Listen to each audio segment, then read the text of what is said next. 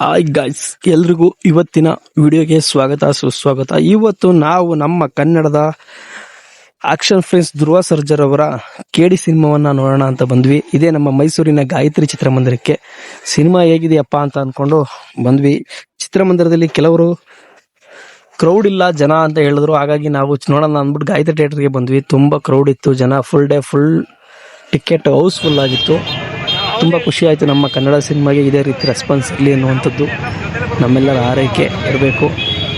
ನಾವು ಬಂದು already ticket book show ಮೇಲೆ ಬುಕ್ ಮಾಡ್ಕೊಂಡಿದ್ರಿಂದ ಬಂದ್ವಿ ಬಾಲ್ಕನಿಗೆ ಸಿನಿಮಾ ನೋಡೋಣ ಅಂತವ. ಜನ ಆಲ್ಮೋಸ್ಟು ಫುಲ್ಲಾಗಿತ್ತು. ನಾನು ಈ ಸಿನಿಮಾ ನೋಡೋದಕ್ಕೆ ಬಂದಿದ್ದೆ ಒಂದೇ ಕಾರಣಕ್ಕೆ, ಧ್ರುವ ಸರ್ಜಾರ್ ಅವರ ಈ ಸೀನು ನೋಡಲೇಬೇಕು ಅನ್ನೋ ಕಾರಣಕ್ಕೆ. ನಾನು ಈ ಸೀನ್ಗೋಸ್ಕರ ಇಡೀ ಸಿನಿಮಾ ಪೂರ್ತಿ ಎಷ್ಟೋ ಸೀನ್ಗಳಲ್ಲಿ ಸಿನಿಮಾದಿಂದ ಎದ್ದು ಹೊರಗಡೆ ಹೋಗಬೇಕು ಅಂತ ಅಂದ್ಕೊಂಡ್ರು, ಹೊರಗಡೆ ಹೋಗದೆ ಕ್ಲೈಮ್ಯಾಕ್ಸ್ ನೋಡಿದ್ದು ಈ ಸೀನ್ಗೋಸ್ಕರನೇ. ಆದರೆ ಕೊನೆಗೂ ಆ ಸೀನ್ ಸಿಗಲೇ ಇಲ್ಲ ನನಗೆ. ತುಂಬ ಬೇಜಾರಾಯಿತು. ಈ ಸೀನ್ ಮೇಲೆ ನಾನು ತುಂಬ ಎಕ್ಸ್ಪೆಕ್ಟೇಷನ್ ಇಟ್ಕೊಂಡಿದ್ದೆ. ಹಾಗಾಗಿ ಈ ಸೀನ್ಗೋಸ್ಕರನೇ ಕಾದು ನನಗಂತೂ ಕೊನೆಗೂ ಈ ಸೀನ್ ಸಿಗಲೇ ಇಲ್ಲ. ನನಗಲ್ಲ, ಯಾರಿಗೂ ಸಹ ಸಿಗೋದೇ ಇಲ್ಲ ಈ ಸೀನು. ಈ ಎರಡು ಇಮೇಜ್ ಇಟ್ಕೊಂಡು ಇಡೀ ಸಿನಿಮಾವನ್ನು ತಗೊಂಡೋಗಿದ್ದಾರೆ. Okay, all the best. ಇನ್ನು ಸಿನಿಮಾದಲ್ಲಿ ತಾರಾ ಬಳಗದ ಬಗ್ಗೆ ಮಾತಾಡೋಂಗಿಲ್ಲ. ಒಂದೊಂದು ಕ್ಯಾರೆಕ್ಟ್ರು ತುಂಬ ಅದ್ಭುತವಾದ ಕ್ಯಾರೆಕ್ಟರ್ಗಳನ್ನ ಇಟ್ಕೊಂಡಿದ್ದಾರೆ.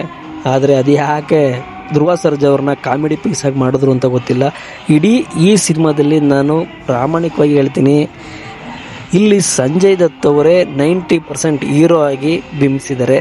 ಧ್ರುವ ಸರ್ಜಾ ಅವರನ್ನು ಕಾಮಿಡಿ ಆ್ಯಕ್ಟರ್ ಥರ ಸಾಧು ಕೋಕಿಲ್ಗಿಂತನೂ ಕಡೆಯಾಗಿ ಬೆಳೆಸ್ಕೊಂಡಿದ್ದಾರೆ ಅಂತ ನಾನು ಹೇಳೋದಕ್ಕೆ ಇಷ್ಟಪಡ್ತೀನಿ.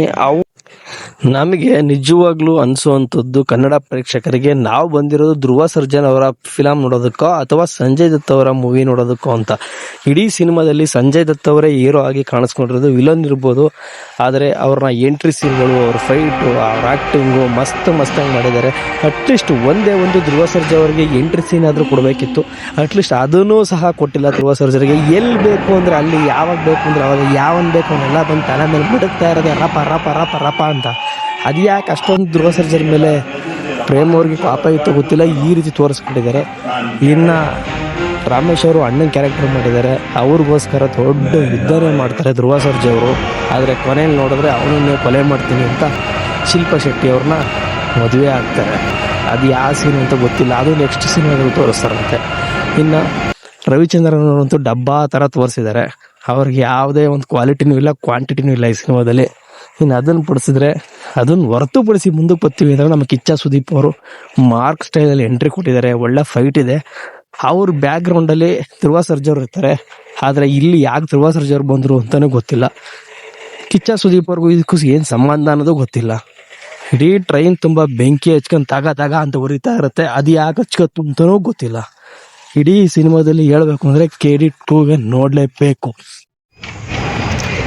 ನಿಜವಾಗ್ಲೂ ಈ ಸಿನಿಮಾದ ಬಗ್ಗೆ ಒಂದೇ ಮಾತಲ್ಲಿ ಹೇಳಬೇಕು ಅಂದರೆ, KDಯಲ್ಲಿ ಏನು ಗೊತ್ತಾಗಲ್ಲ, KD 2 ನೋಡಿದ್ರೆ ಮಾತ್ರ ಅರ್ಥ ಆಗುತ್ತೆ ಅನ್ನುವಂಥದ್ದು ಪ್ರೇಮು ಅವರ ವಾದ.